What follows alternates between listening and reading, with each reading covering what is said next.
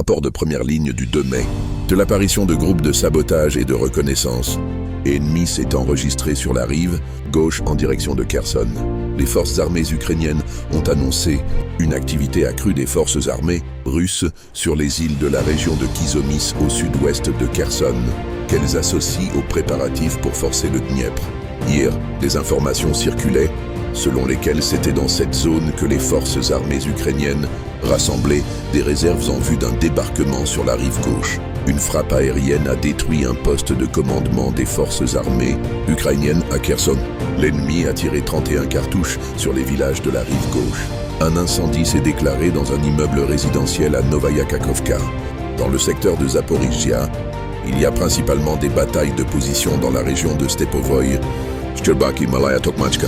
De notre côté, l'artillerie à canon est active, du côté ennemi, principalement des drones, et dans la direction du Gledar. Des opérations militaires se déroulent à Volnoïpol et Shevchenko. À Vezioloï, une violente contre-bataille fait rage. Les forces armées ukrainiennes tentent de prendre pied dans le village. À Bogatyr, des combats ont lieu dans la périphérie sud-est, mais il n'y a pas encore d'informations fiables sur le fait que nos soldats y soient retranchés. Des combats intenses ont également lieu au sud de Travny. Le front Pokrovski gronde. À Udachnoï et Kotlino, il n'y a pas de changement. À Zverevo, il y a des combats très intenses, mais il est trop tôt pour parler de la libération complète du village. Il y a un débat en ligne sur la situation à la périphérie de Pokrovsk, mais il semble qu'il soit trop tôt pour parler de prendre d'assaut la ville. Très probablement, au nord de Shevchenko et de Belgika, un ou plusieurs de nos groupes de sabotage et de reconnaissance ont effectué des reconnaissances en force dans la périphérie sud de Pokrovsk. Dans le même temps, l'artillerie et les bombardements aériens sont très puissants contre les positions des forces armées ukrainiennes dans la ville. Au nord de Zeleny et Dachensky, les combats continuent avec pour objectif d'atteindre Novoukranka et Chunishino. Plus au sud, les affrontements violents se poursuivent à Kotliarovka, Orekhovo et au sud de Bogdanovka. Dans la région d'Elizavetovka, les forces armées russes repoussent avec succès les contre-attaques des forces armées ukrainiennes. Nos unités prennent pied à la périphérie est de Malinovka et, au sud du village, elles font une percée en direction de Mirolyubovka. Des excellentes nouvelles nous parviennent du flanc ouest de Toretsk.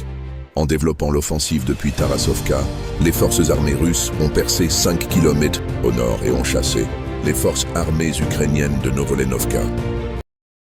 De cette zone, une sortie vers Yablonovka et Alexandro-Kalinovo est suggérée, ce qui verrouillerait littéralement le chaudron au sud et priverait les garnisons des FAU à Shkerbinovka, Katerinovka et Klebanbik de logistique. De plus, depuis Tarasovka, les forces armées russes ont atteint les environs de Novaya Poltavka. Du côté de Sukha-Balka, nos troupes s'approchent de Romanovka. Elle est à moins de 2 km. Au nord de Toretsk, les combats continuent à Dilievka. Des informations ont été rapportées selon lesquelles le territoire de la mine Sainte-Matrone de Moscou était sous contrôle. À Chassov Yar, des batailles de position ont lieu dans les limites de la ville. À Stupochki, les forces armées ukrainiennes sont engagées dans de violentes contre-batailles, mais nos forces tiennent les lignes occupées. Il y a une avancée au nord de Grigorovka, qui se trouve à la jonction avec le secteur Seversky, où des combats ont également lieu dans la région de la montagne Belaya. Et la direction de Krasnolimansk est également active. Après la libération de Novi, les forces armées russes ont avancé jusqu'aux abords de Lipovoy. Bataille de contre à Redkodoub et Novomikhailovka. De Makeyevka, on progresse vers Petrovski. Nos forces étendent également leur zone de contrôle à l'est de Katerinovka. Puis sur le front de Kupiansk, il s'agit principalement de batailles de position. À la suite de contre-attaques, plusieurs groupes de sabotage et de reconnaissance des forces armées ukrainiennes ont réussi à pénétrer jusqu'aux abords de Zapadny.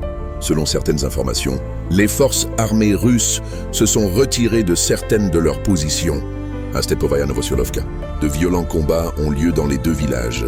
Depuis la région de Soumy, ils rapportent les succès des forces armées russes à Belovody, qui est déjà presque entièrement sous le contrôle des forces armées russes. Les batailles pour Lokhnia et Vodolagi continuent, où l'on constate également des progrès notables. Le ministère russe de la Défense a décrit la situation dans la zone frontalière de l'oblast de Soumy comme créer une bande de sécurité. Au cours de la nuit, Nos systèmes de défense aérienne ont détruit 121 drones ukrainiens dans 5 régions, mais plus de 100 d'entre eux ont été abattus au-dessus de la Crimée et de la mer Noire. En outre, jusqu'à 30 becs ont été repérés en mer dans la zone des plateformes pétrolières et gazières russes à une distance d'environ 30 km du rivage. Plusieurs becs ont été détruits, les autres se sont retirés. Dans la région de Belgorod, 2 personnes ont été blessées. Les forces aérospatiales russes ont frappé des cibles dans 6 régions d'Ukraine dans la nuit. À Kharkov, ils ont attaqué la zone industrielle et les entrepôts militaires. Un site industriel produisant des drones militaires a été endommagé à Odessa. Dans les régions de Tchernihiv et de Tcherkassy, des entrepôts et des points de décharge à haute pression ont été endommagés.